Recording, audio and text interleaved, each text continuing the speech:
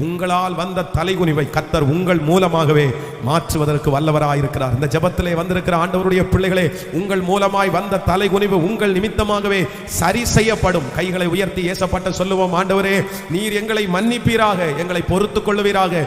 இந்த தலைகுனிவுக்கு நான் தான் காரணம். சொல்லுங்கள், நான் தான் காரணம்.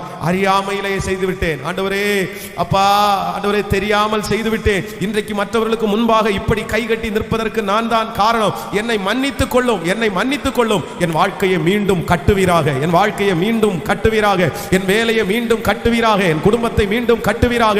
என்னுடைய ஆவிக்குரிய வாழ்க்கை கட்டப்படட்டும், என் ஊழியம் கட்டப்படட்டும். என் தவறுகளை குற்றம் குறைகளை மன்னியும் ஆண்டவரே, மன்னியும் ஆண்டவரே. ஹல்லேலூயா.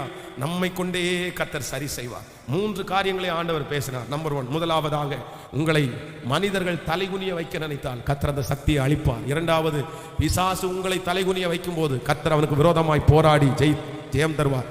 3வதாக நமக்கு நாமே ஏற்படுத்தி கொண்ட தலைகுனிவுகளை கர்த்தர் சமூகத்தில் ஒப்பு கொடுக்கும் போது மறுபடியும் கர்த்தர் மீண்டும் நம்மை கட்ட வல்லவராயிருக்கிறார். கர்த்தர் சொல்கிறார், நான் உங்களை நிமிர்ந்து நடக்க பண்ணுவேன். உங்கள் கழுத்தின் மேல் இருக்கிற நுகத்தடிகளை முறித்து, இதோ இஸ்ரவேலின் ஜெயபலமானவர் வாக்கு கொடுக்கிறார், உங்கள் கழுத்துகளிலே போட்டப்பட்டிருக்கிற அந்த நுகத்தடிகளை முறித்து உங்களை நிமிர்ந்து நடக்க பண்ணுகிற கர்த்தராகிய தேவன்.